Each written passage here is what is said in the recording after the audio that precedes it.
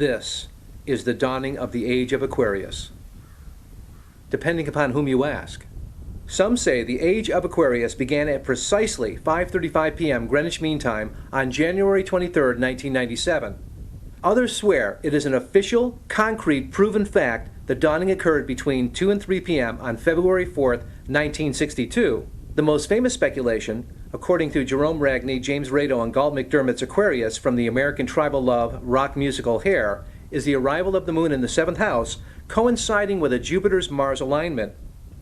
To avoid controversy, for a moment, shall we agree the age of Aquarius is a spirit, a state of being, a mindset, rather than astronomical or astrological phenomenon? Thanks. Appreciate it. This, then, is the dawning of September 18, 1989, Bethel, New York, specifically the site of the Woodstock Music and Arts Fair. What does all this have to do with the price of tea in China? Here's the backstory. Fade in, mid-August 1969. A pretty straight, gawky kid about a month and a half shy of his 17th birthday tries to survive teendom in Utica, New York, located about 4 hours northwest of Bethel.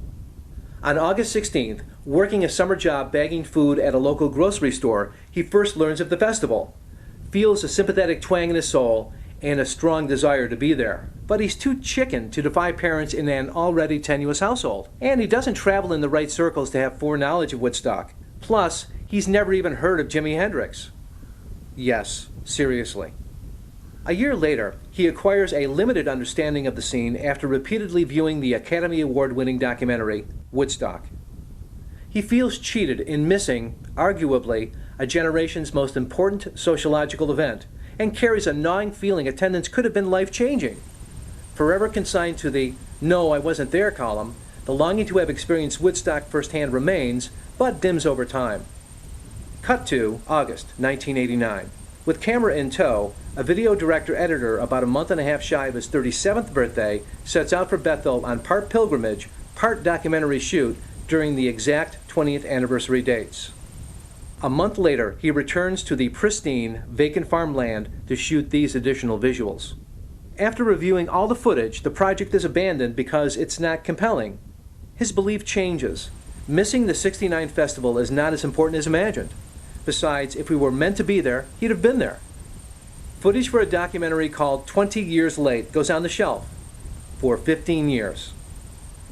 Cut to December 2004. A multimedia producer about 2.5 months past his 52nd birthday dusts off the original tapes. Looking now at the footage with a less jaundiced eye, he finds timeless, universal principles, the ideals that have always drawn people to those few acres of farmland. In post-9/11 America, the Aquarian sentiments are fresh and urgent. With interest rejuvenated, closure in mind, nostalgia in his heart, Aquarius on his lips, and apologies for taking so long, he sallies forth. I declare, that's the true skinny behind 20 years late, 15 years later.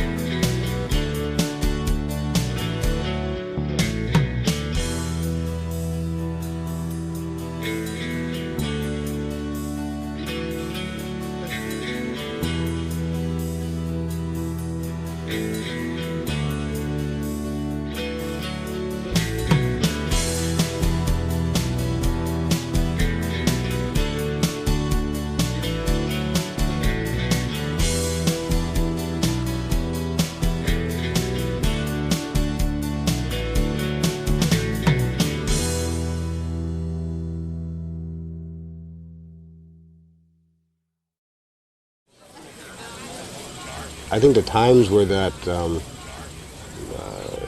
people wanted to be in a situation to express themselves. They needed to be together. They needed to be complemented by people of their kind. I was reading in this paper about the idea that in all small town USA there was a lot of people who were nonconformists, and in their small town environments they stood out like sore thumbs and were uncomfortable. But when they heard about Woodstock and a 3-day peace and music festival, they knew they could be a part of that and not a nonconformist, and they gathered in droves to do that. Well, I feel like I'm in the presence of ghosts here. I mean, I was just saying to Mom that, you know, it just feels like there's a happening. I mean, I think this is what it felt like 20 years ago, a few days before, where all these people were converging. They knew something was going to happen. It feels like I've made a pilgrimage or something. 20 years ago, I was involved in the Vietnam War because my husband was drafted. He had just finished medical school. We were living on the West Coast. We were living in Washington State, and all we were surrounded with was war, and certainly very much involved in it. And here was a convergence of hundreds of thousands of people talking about peace. They came here together for a peaceful coalition, as it were, and to make a joyful noise and to talk about peace. And it was a feeling that just kind of shook the whole country. It shook the whole world. Why did you buy the property? Well, my father-in-law had a dream that he would have a 20-year reunion, but he died just short of it. He died last week, and we just buried him yesterday. So that's really why they bought the property. They were hoping for something like this to happen. So you don't mind everybody being on the property? We don't mind as long as everyone is cooperative and they keep it down to a low roar, as they say. And most of the town folks have been playing their own music at night down in the valley down there. And almost everyone has been cooperative when we've asked them to be.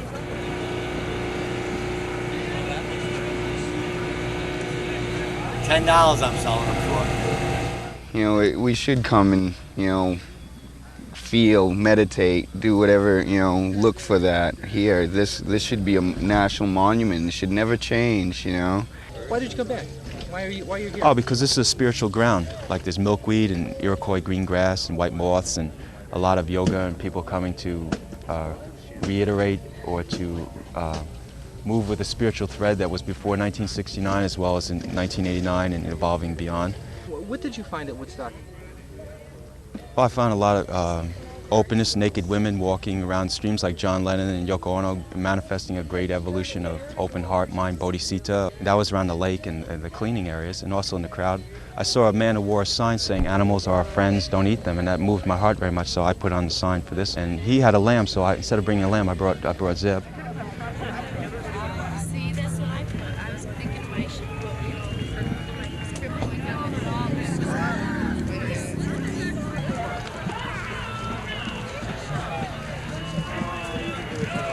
What are your memories of the actual concert?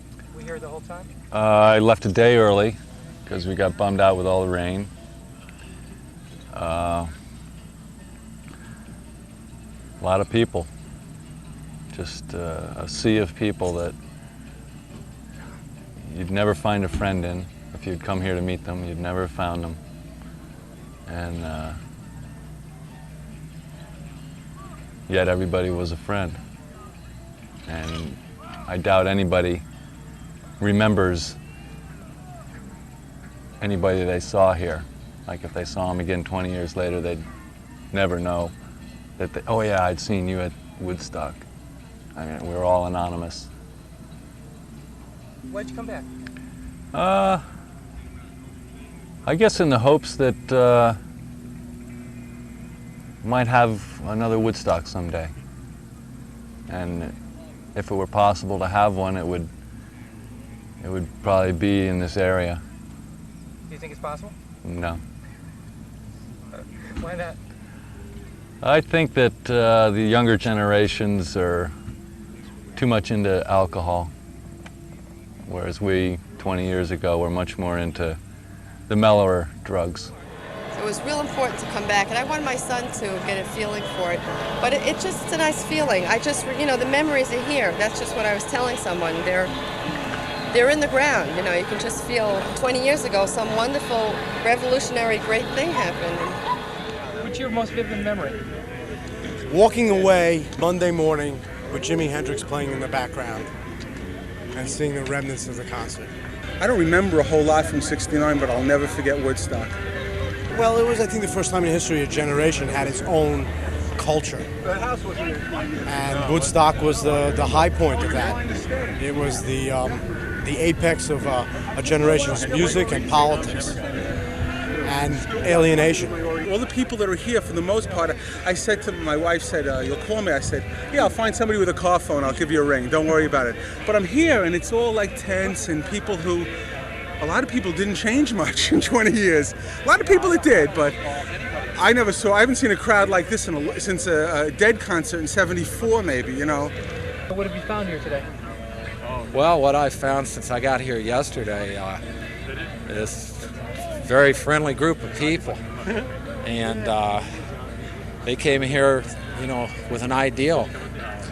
And it was kind of the ideals that the 60s were about, like John Lennon said, you know, in his song Imagine.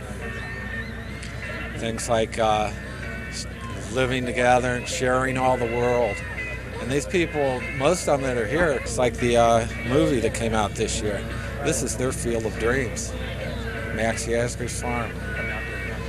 And then, man, that's why they keep driving around and coming here. My name is Andy Simon. How can you spell your last name? Simon. Paul, Carly, Neil, Andy. For some reason, I easily get impressed by things like this happened here. I mean, who gives a shit? And you know, in retro, you know, we were here. Who cares? It's grass and mud.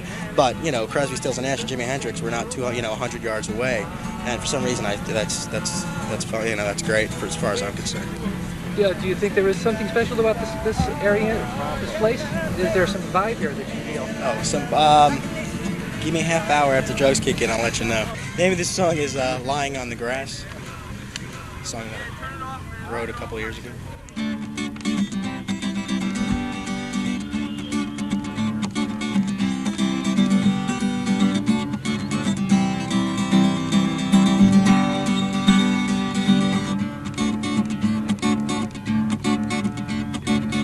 Just wanna lie right here on this grass. No thanks, please pass. Leave me lying right here on this grass. Now I feel I have a lot of love to give, to share, to enjoy. So please, oh please, now please don't tease and make my heart your toy. Now it seems to me that you don't see the method of your ways. Don't be upset, but it's the good we forget and the bad stuff always stays. No thanks, I'll pass. Just wanna lie right here on this grass.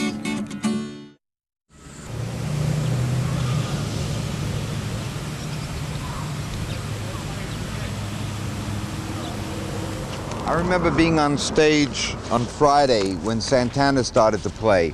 And it was just starting to get dark and all these fires were up on the hill. And you really couldn't see the people. You could just see them vaguely. But there were 500,000 people out there. And the sound that 500,000 people made, it was like an animal out there. It reminded me of being in the jungle and hearing like a lion coughing in the night or making some sort of noise in the night. It was frightening. I mean, it was so awesome that the only way we could really handle it was to sort of give back some of the responsibility back to the kids. And that's basically what we did. You know, we made announcements. We said, you know, the whole world is watching this field this weekend. All these little kids, you got to understand, all these kids came from little towns all over the United States, Canada, maybe all over the world. And in their towns, they were sort of unique. I mean, they were, you know, they wore tie-dye and they wore headbands and they rode around in psychedelic vans and it wasn't the norm in their town. And now suddenly they hear about this concert that's taking place in Upper New York. And suddenly when they found themselves on this field, they saw that wait a minute, he said, we're not alone. There's 500,000 of us here on this field. And we hear that there's 1.5 million trying to get here. And if there's 2 million of us in this vicinity, there must be millions and millions. I think that's the first time they really had a sense of a family, of belonging, you know, to something. I mean, at that point, they realized they weren't as unique as they thought they were, and there were a lot of them around.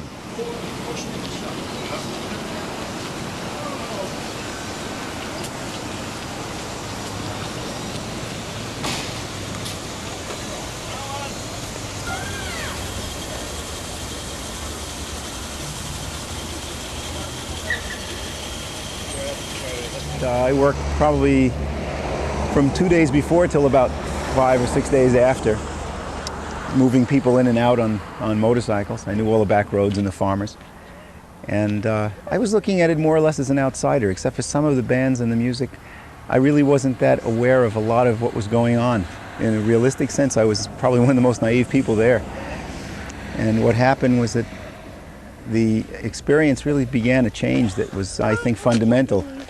And Max, I think, got the brunt of it for many years following that. I'm sure people stopped doing business with him as a result of it. There were people who blamed him for Woodstock.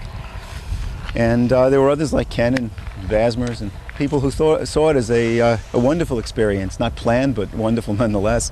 And many of us who were hoping it would continue through a series of smaller concerts every year after that, turning the area into something similar to Tanglewood's experience at Lenox. But the political times around here were probably as strongly opposed to having anything new happen around White Lake as they were to seeing that the Vietnam War ended at the time. It was just very acrimonious. I think that it's very unfortunate because this is a lovely area and it had some great opportunities, and it may still have them. When you put that many people together and nothing violent happens in all that time with such a large number of people, it's a truly remarkable situation in the United States particularly. We were here during the original festival, and as you can see by the sign, we welcome back the Woodstock people that were here at the time, which is a little contrary to what most of the natives felt about it. Why? Because we felt that they were here for peaceful demonstration. They showed a lot of love and care for each other. They showed a lot of love and care for the area. And we felt that they were a good example of peaceful demonstration. Do you feel that the spirit that was here 20 years ago is still here? Well, not quite that way, because today it's a different age, and a lot of people are worried about themselves, and that loving feeling for each other is really not there like it was years ago. It's more of the yippie years than the hippie years.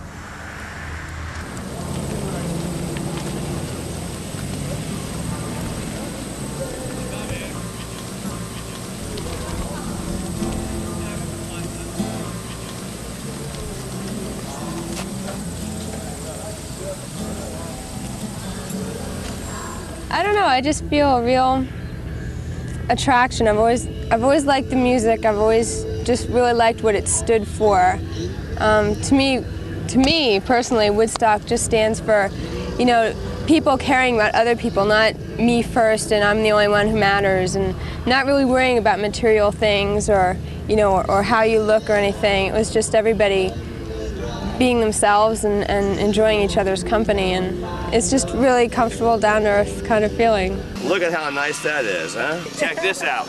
You got run down on this. Look at this. This is all for the peace of everybody, and like, look at this, eh? Yeah, I came back a year later in the opposite conditions when it was really snowy and crusty out, yeah. There was no foliage, there was no greenery, it was all white and gray. That was kind of a neat experience. Which I thought was like cool, but then I kind of forgot about it for a while, you know, and I just kind of let it slide, and like I heard some people started talking about like, oh boy, let's go to Woodstock again, you know. It's like, so I said, look, hey, I'll pop it out for a while, you know, might as well go see some nice people, get some good vibe anyway, you know.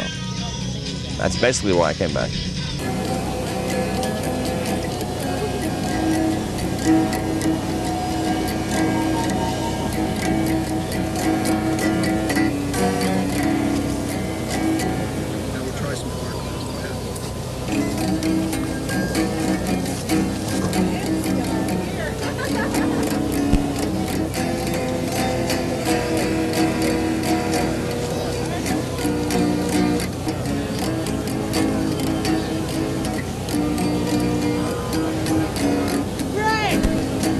I need all of the girlfriends, wives, squeezes, whatever you want to call it. I need all the ladies that belong to all the musicians out from behind the tent. We got too many people here and too many musicians back here. You don't have to leave the outer perimeter, just the inner perimeter. I personally claim my constitutional rights because I'm a native-born American, and I have a constitutional right to religious freedom. And in my religion, I have several sacraments. One of them is marijuana, one is LSD, psilocybin mushrooms, peyote buttons.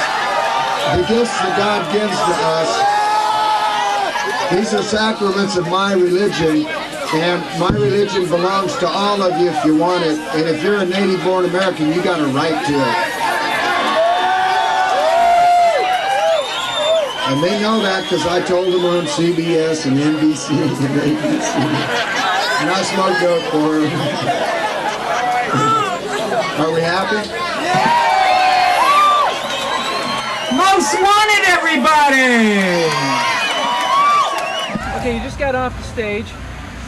20th anniversary of Woodstock. How does it feel? Great. Great, fabulous. Unbelievable. It's a pleasure to be here, definitely. Came out of nowhere. We were sitting home and all of a sudden it was like, let's go play, and we never expected it.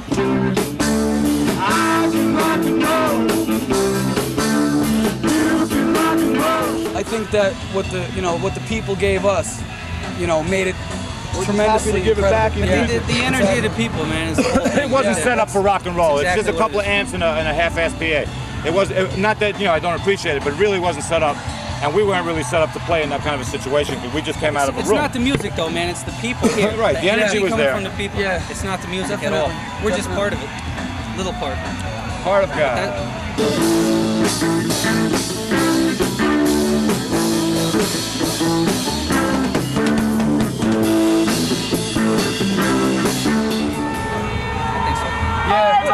See, look at these people. Aren't they great? Yeah, they That's my mother and father. Was that your mother and father, Chris? My favorite that played here? Yes. Definitely The Who. I gotta say The Who, because, most of my influences came from John Entwistle and Keith Moon, because I used to be a drummer, but now I'm on bass. And Jimi Hendrix, of course. Who doesn't like Hendrix, right? Well, I think Iron Maiden was really good, but... They weren't there. You idiots. No, let's see. Grateful Dead, I guess. I love them all. I think they're all great and they all offset each other, and it's all part of God and love and naturalness, and they're all great, man. Everybody's great. Everything and everybody. True, genuine 60s person right here. Yeah, it's all beautiful. I would have to say Jimi Hendrix. Definitely the best. The way he could play a guitar, I don't think anybody else can compete to that. Thank you, everybody! All right, thank you, Woodstock!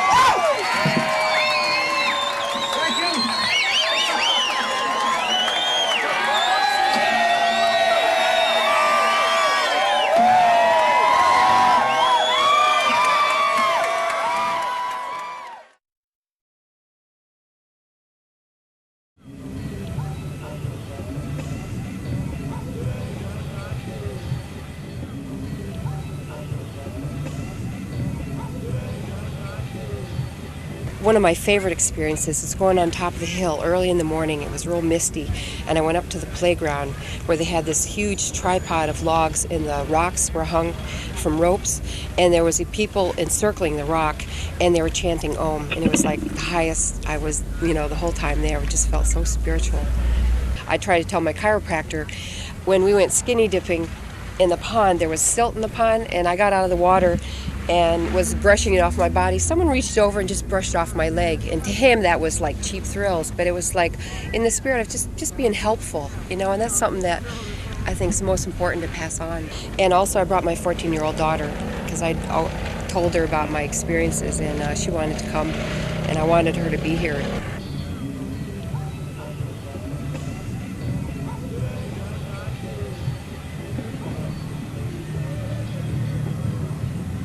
Now, I'm not exactly sure where she's at.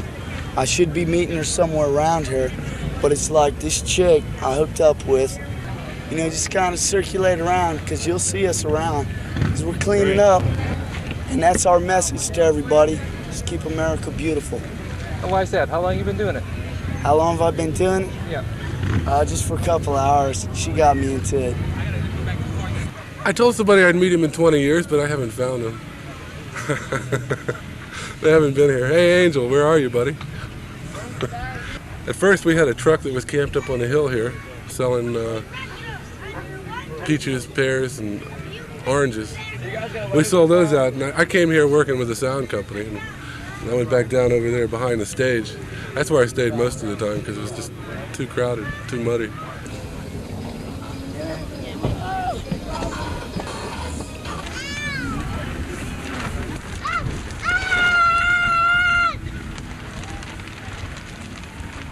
How's the crowd been? Pretty good? Really behaved. Good. Yeah. Great. Actually, no incidents at all. A couple of aided case with the ambulance, but other than that, some minor illnesses and no problem with the crowd. There were some fights that broke out over here, but it's like the kids understood, like the older people came over and told me, this isn't good at all, we don't need this. It's like you guys can just settle your differences, besides just walk away, forget like trying to put on this macho bullshit and just walk away and ignore it, and pretty soon they had them all going, peace, peace, peace, and it was just great, because even they started to understand that it's better just to walk away, so they can always learn something from someone else. Trust people. How do you think that compares to the original Woodstock? I think it's the same. It's the same. That's why we came. We weren't at the original one, so we wanted to see what it would be like. Having a good time? Just come throw a free kitchen and see the 20th reunion in Woodstock and just do our gig. A little bit of political leafleting and feeding the poor and the homeless and informing people of some of the things, issues in the country, and petitioning.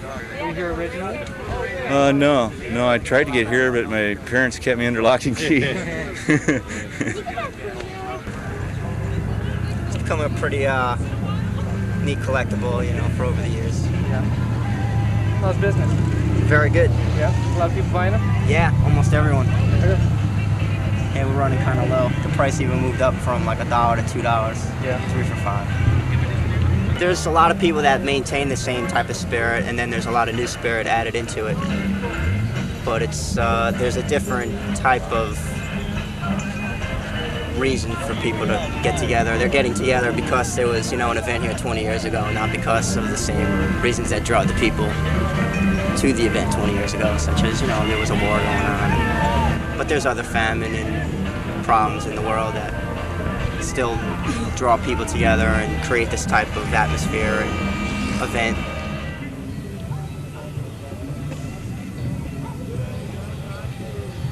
Oh, I just got out of high school and I was on my way to Miami University. Basically, I was laying in a crib. Well, I was a junior in high school. Manager of a burger restaurant. I was working at a store. I was a student. I was a student at the time.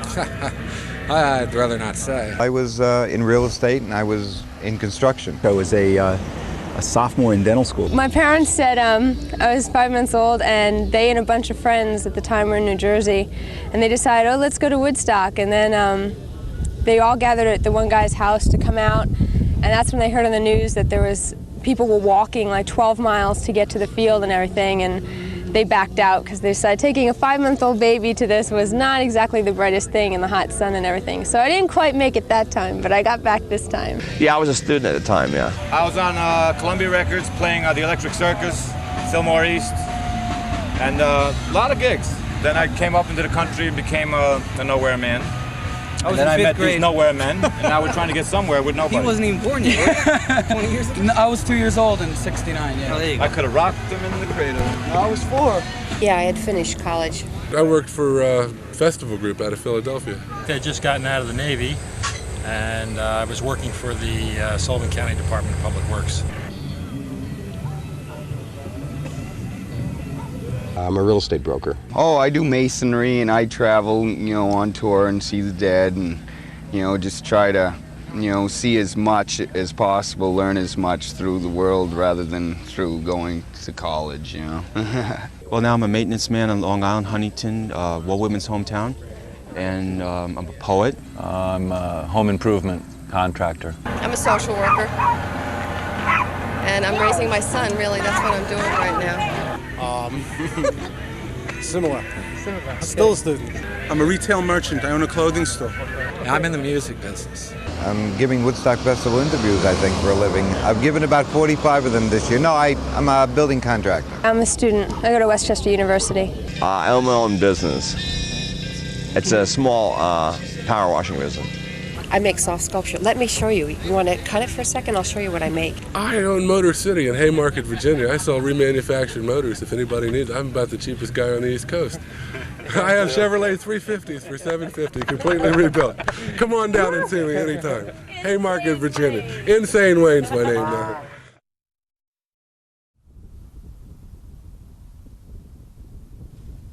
The story of Max Yasgur's farm. According to published accounts, 53-year-old Max Yasgur died in February 1973. In 1981, Louis Nicky Nekotopoulos, a Brooklyn business owner, paid Max Yasgur's widow, Miriam, $59,000 for the site. In the 1940s, Helen Nekotopoulos was briefly married to Louis Nicky. She claimed he never divorced her. June Gellish was Louis Nicky's secretary and alleged girlfriend. In 1983, a new joint tenancy deed was filed to transfer the property from Louis Nicky to both he and June Gellish. After getting permission from Louis Nicky and June Gellish, a permanent marker commemorating the festival was created by volunteer sculptor Wayne Seward and dedicated in 1984. Louis Nicky died a few days before the 20th anniversary. In 1991, Helen Nekotopoulos was successful in petitioning the Brooklyn Surrogate Court to issue an order prohibiting June Gellish from transferring or leasing the property. The court order, renewed in 1994, remained in full effect until October 1, 1997. In violation of the order, June Gellish filed a deed to transfer the property from herself to Gellish Realty, LLC. She named herself as the buyer and president of Gellish Realty, LLC. The office and home addresses were the same listing in Brooklyn. June Gellish died without a will in April 1997. Soon after, Liberty, New York millionaire Alan Geary announced he bought the property for $1.1 million, and free access to the site would be denied to the public. On May 29, 1997, attorneys for widow Helen Nekotopoulos filed an order to show cause as the court order prohibiting transfer of the property was still in effect. On October 1, 1997, Helen Nekotopoulos dropped her claim and settled with lawyers representing Alan Geary and the late June Gellish for a reported $250,000.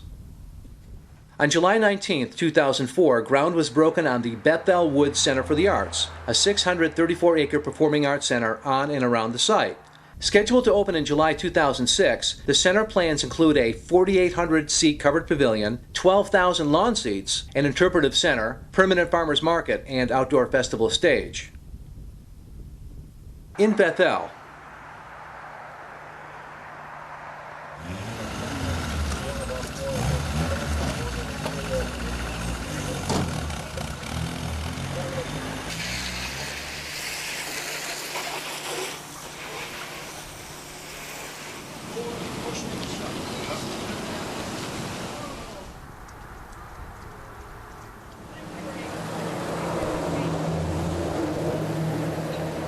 after operating for 103 years, Basmer's closed in May 2004.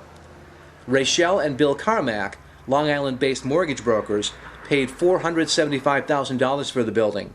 The Carmacks plan to open a general store and marina and to renovate the 3 apartments above the store. The Bethel Woodstock Museum, dedicated to the memory of Mr. Woodstock, Art Basmer, is gone. The museum opened in 1999 next to the general store. Featured in the documentary Woodstock, Art Basmer, also known as the Peanut Butter and Jelly Man, fed the hungry for free in 1969. Ken Van Loan is also interviewed in Woodstock. His garage, minus the distinctive decorations, is still there. In If 6 Was 9, Jimi Hendrix sang about waving the freak flag high. Hopefully, the once distinctive Woodstock logo and peace symbol weren't lowered in surrender. Pilgrims continue to visit the site. As years pass, straining harder to hear the echoes of the performers' riffs, narrowing eyes and a deep squint to imagine that gathering on Max's land. To some, the site is holy land, a field of dreams, symbol of the counterculture and loved. To others, it's simply farmland, to be forgotten or even hated. Even indifference is significant.